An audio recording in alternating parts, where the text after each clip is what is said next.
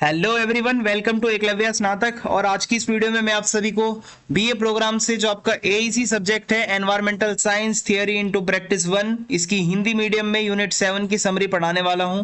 और जो main topics बनते हैं इस चैप्टर से वो आपको समझाऊंगा बहुत ही इजी लैंग्वेज में, और आपको पीडीएफ नोट्स भी प्रोवाइड करवा दिए जाएंगे। So let's start the video. और आपसे रिक्वेस्ट है कि आप मुझे इंस्टा पे जरूर फॉलो कर लें। अगर आपको कुछ पूछना हो तो मैसेज कर सकते हैं, एंड यूजर नेम आप सभी के सामने मेंशन है। और टेलीग्राम ग्रुप पे आपको पीडीएफ नोट्स प्रोवाइड करवा दिए जाते हैं जिसका यूजर नेम है एकलव्य स्नातक 1। आपको ये सर्च मारना है टेलीग्राम पे और आप वहां से पीडीएफ डाउनलोड कर पाओगे। सो सबसे पहले हमें ये देखना है जो हमारे ऊर्जा के संसाधन होते हैं नवीकरणीय और गैर नवीकरणीय, ये कौन कौन से होते हैं। फिर बाद में आपको मैं उनके बीच का अंतर बताऊंगा।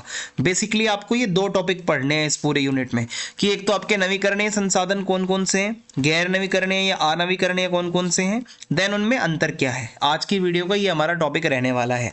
सो सबसे पहले मैं आपको नवीकरणीय ऊर्जा के संसाधनों का मतलब बताता हूँ। नवीकरणीय ऊर्जा वो ऊर्जा होती है जो कभी खत्म नहीं होगी, जो आप बार बार उसको रिन्यू कर सकते हो, बार बार उसका नवीनीकरण आप कर सकते हो। फॉर एग्जाम्पल सौर ऊर्जा। अब सूरज तो कभी खत्म नहीं होगा, सूर्य तो भाई जब तक रहेगा जब तक आप सोलर एनर्जी यूज कर सकते हो। सो सौर ऊर्जा का स्रोत क्या है, सूर्य का प्रकाश होता है। और किया क्या जाता है, सोलर पैनल लगाया जाता है और जो सूर्य का प्रकाश आता है ये फोटोवोल्टेक सेल्स होते हैं, इसमें सूर्य का प्रकाश पड़ता है तो उसको बिजली के रूप में बदल दिया जाता है। सो ये आपकी सौर ऊर्जा हो जाएगी।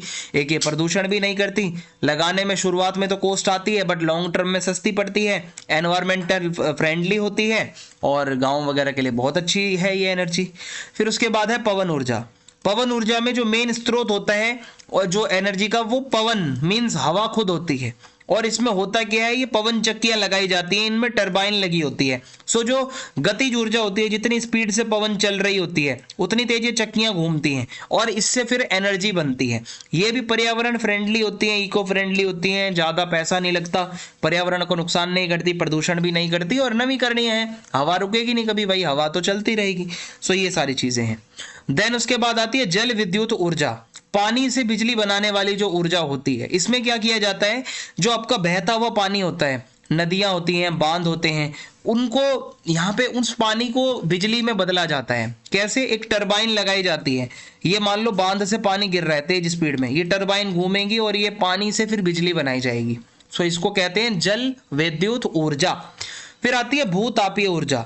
ये क्या है, पृथ्वी के बहुत आंतरिक भाग से जो गर्मी निकलती है, जो गैसेस निकलती हैं, वो भूताप, जो ताप है भूमि का, उससे ये एनर्जी बनाई जाती है और बिजली में इसको बदला जाता है। सो आई होप आपको ये समझ में आया होगा। नवीकरणीय के अंदर एक और है बायोमास। बायोमास में क्या होता है, जो आपकी जैविक सामग्रियां होती है, जैसे लकड़ी हो गया या खेती के कुछ अवशेष हो गए, कूड़ा करकट या अपशिष्ट हो गया, जीव जंतुओं का अपशिष्ट हो गया, उसको क्या किया जाता है, एनर्जी में बदला जाता है। उसको जलाकर उससे उसके साथ कुछ केमिकल रिएक्शंस करवाकर उसको बिजली में बदल दिया जाता है। इसी को बायोमास एनर्जी कहा जाता है। ठीक है। सो इसी के अंदर क्या होता है, कूड़ा कचरा, इंसानों का कूड़ा कचरा जितना होता है, खेती से जितना आता है, वो सारी चीजों को ऊर्जा मतलब ऊर्जा के अंदर बदला जाता है इसके अंदर।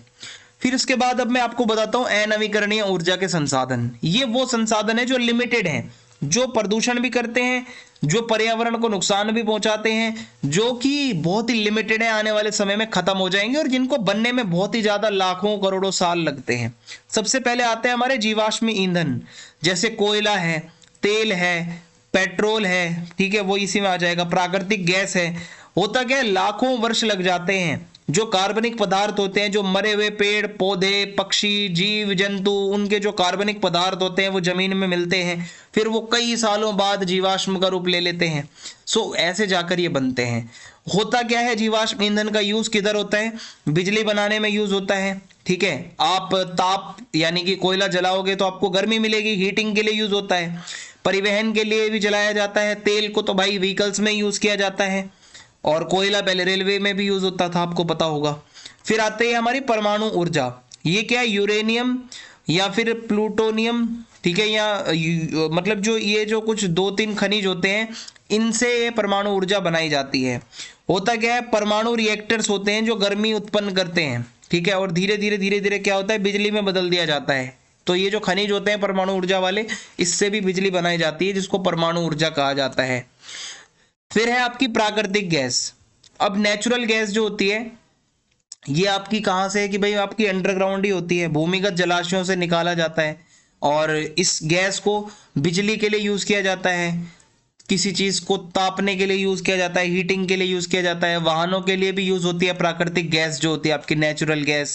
सीएनजी का नाम सुना होगा आपने, कंप्रेस्ड होती है वो, तो कंप्रेस्ड नेचुरल गैस होती है, ठीक है। सो ऐसे ही आपकी नेचुरल गैस जो होती है ये भी एक तरीके से अनवीकरणीय ही होती है। फिर उसके बाद अब मैं आपको इसका अंतर बता देता हूं। बेसिकली आपको ये तो याद होगा, अब आपको हेडिंग्स तो याद हो गई होंगी ना कि भाई नवीकरणीय में हमें क्या लिखना है, 3-4 ही आते हैं और 2-3 इसमें आपको लिखने हैं। फिर अब मैं आपको मेन डिफरेंस बता देता हूं। एक तो नवीकरणीयता होती है, जो नवीकरणीय संसाधन होते हैं वो एक तो बहुत ही जल्दी बन जाते हैं, उनकी पूर्ति करना बहुत ईजी है, जबकि जो गैर नवीकरणीय संसाधन होते हैं उनको बनने में लाखों साल लग जाते हैं। जैसे जीवाश्म ईंधन है, कई साल लगेंगे उसको बनने में, पर सौर ऊर्जा आज यूज करो, कल दोबारा बना लोगे आप भाई जब सूरज निकलेगा, ये होता है।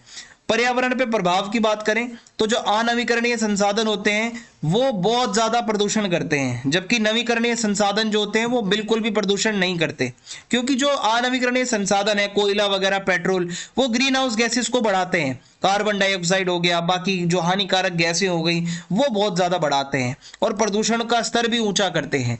फिर है ऊर्जा सुरक्षा।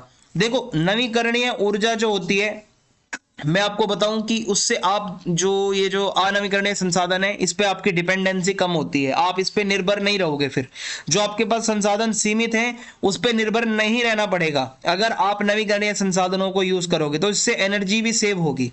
फिर आती है लागत की बात करें तो नवीकरणीय जो टेक्नोलॉजी होती है वो लागत जो है उसकी बहुत ही कम होती जा रही है धीरे धीरे, जबकि जो अनवीकरणीय संसाधन होते हैं बहुत महंगे होते हैं, पेट्रोल बहुत महंगा है, कोयला बहुत महंगा है, ठीक है। जबकि आप देखोगे सौर ऊर्जा वगैरह स्टार्टिंग में बस उसका इंस्टॉलेशन करवाने में पैसे लगते हैं, सेल्स लगवाने में, बाद में वो फ्री है सब कुछ। सूर्य थोड़ी ना आपसे भाई, सूरज भगवान थोड़ी बिजली का बिल लेगा।